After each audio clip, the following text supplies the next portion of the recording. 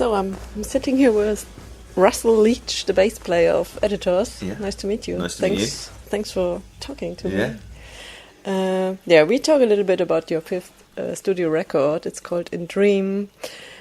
My first question, I've read it was produced or recorded in the Scottish Highlands. Mm.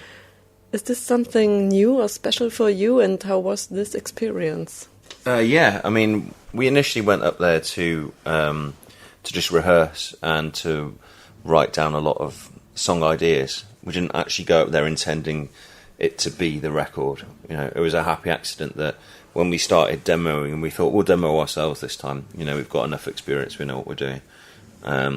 We just thought that these demos were good enough to be an actual record, and we didn't need to go in with a producer afterwards. So, yeah, this place up in West Coast Scotland, nothing around, became our studio, and where we created the record.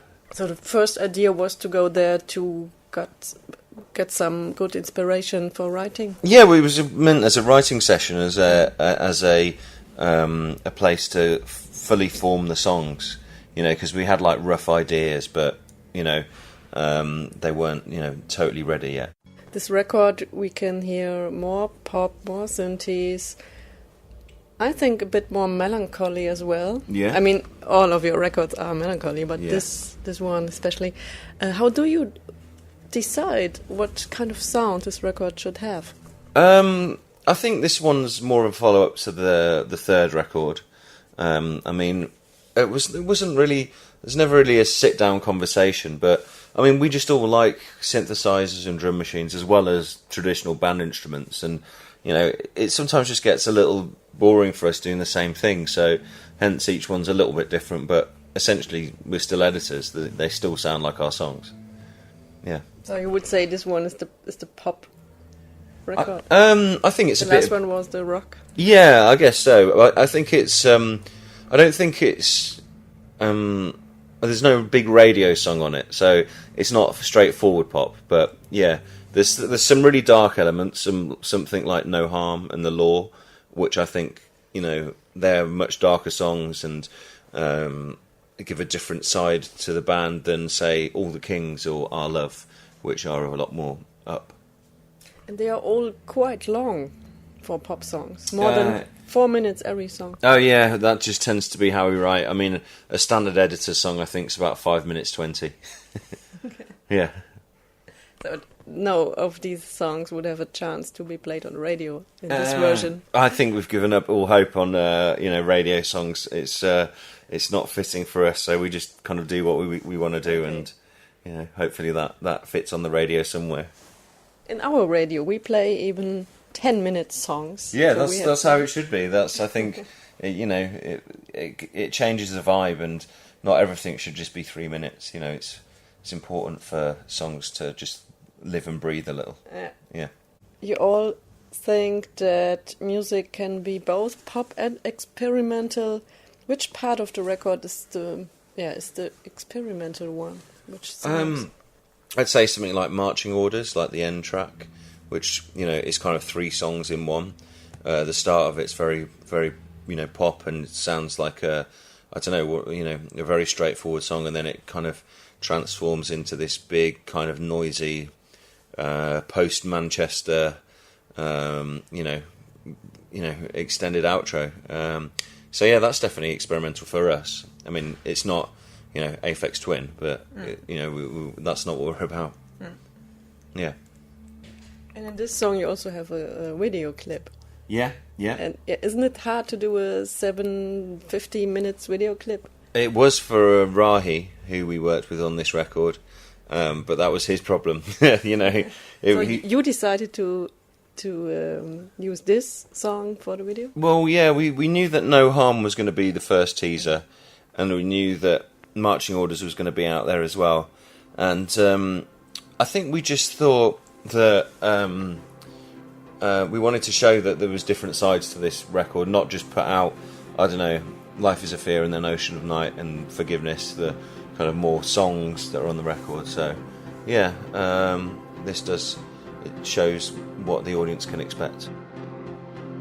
Some critiques say that there is no single big song on this record. So the record is quite good and it's okay, it's fine, but we need this big one. So do you think as well there's no hit? There's no instant big song on there. However, we are playing marching orders after Papillon now, and they kind of blend into one, and that's I think that's a good thing for us, not to be just playing Papillon all the time. But there's songs like Forgiveness go down really well. So they might be right in that there's no instant radio song. We don't fit on the radio, but so be it. I would say all of the songs are quite big. So. Yeah, I mean, we would like the songs on the radio, but it's not for us to decide. What is your biggest hit? What would you say? Not which song was played most in radio, but which song would you think is the best? Well, it's weird because obviously some of our older songs, which are 10 years old now, don't resonate so much with the audience. They might have just started liking us on album 3. So I think something like Papillon, which has been like a big festival song for us, people know the kind of like ups and downs of it. I think that one has been the one that's kind of sent us upwards in a lot of Europe. My all-time favorite is Smokers. Yeah. Hospital. Yeah. So, I mean, that song as well, Tom's just performing it solo at the moment. We're not doing the full band version to kind of freshen it up a little bit. But that's quite nice, having a big song and, stripping it back. It really works. Pop music usually is said to be happy, not dark, but yeah. you combine these things. Is it a new genre, would you say, or how does it fit together for you? I don't know. Bands like The Cure have done it very well. So Depeche Mode as well. It's just the side that we prefer. We're big fans of R.E.M. and a lot of their hits. The one I love, which was I don't know. They all have a melancholy about them. It's just the side that we like. Do you need to be sad as well as?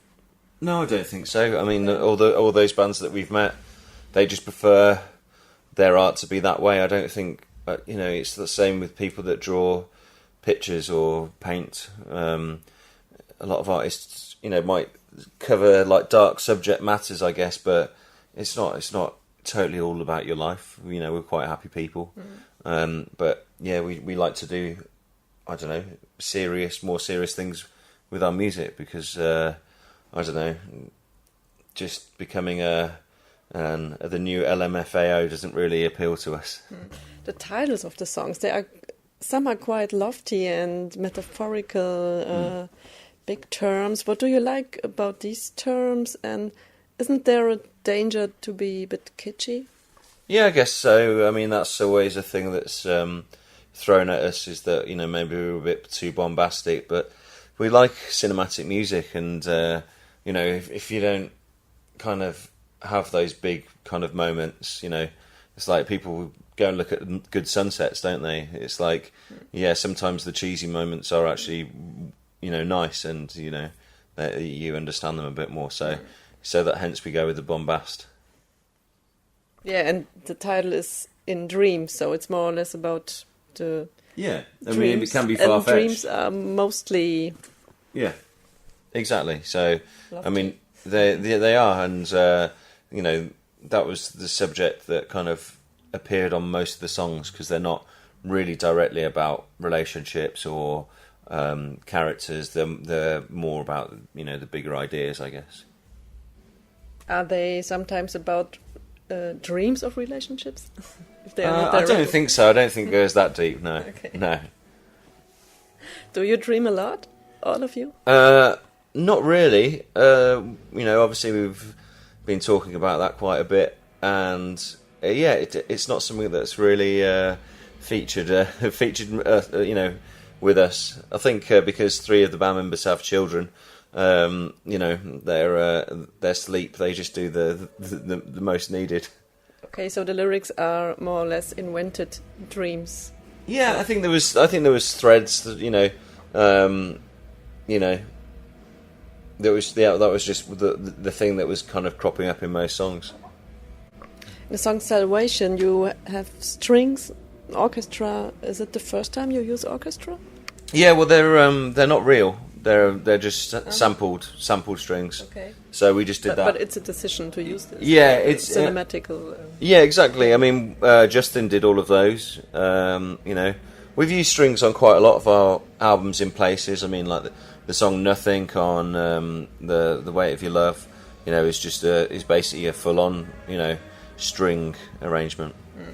Yeah. You just said you like R.E.M. music. Yeah. Are there as well a lot of Coldplay comparisons?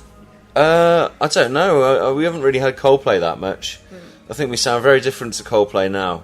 But there are some Coldplay moments. Yeah, maybe On an End Has a Start. That was more in that world, I guess. But we were always a little bit too different and not as I don't know.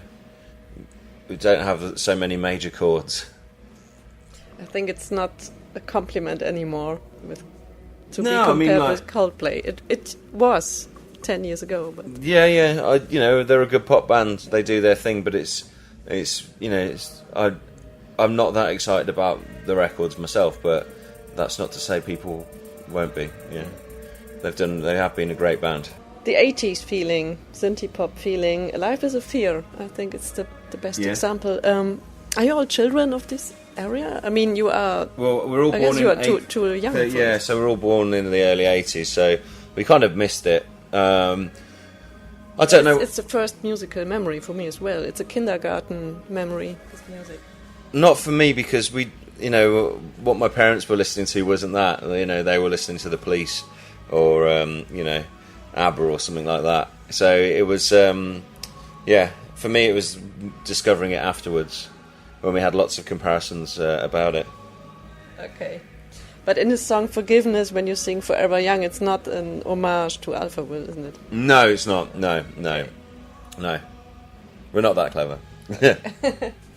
Yeah, in this song Forgiveness, Tom sings, "Forgiveness makes fools all of us." Is this a kind of message? So don't forgive, stay angry and hurt and resentful? Well, obviously he would have to answer that, but it has come up quite a bit, the lyrics in this song, because people have made notes of it and they do seem quite stark, but I don't think the intention was as deep as it is, or it can out of context sound. So it doesn't.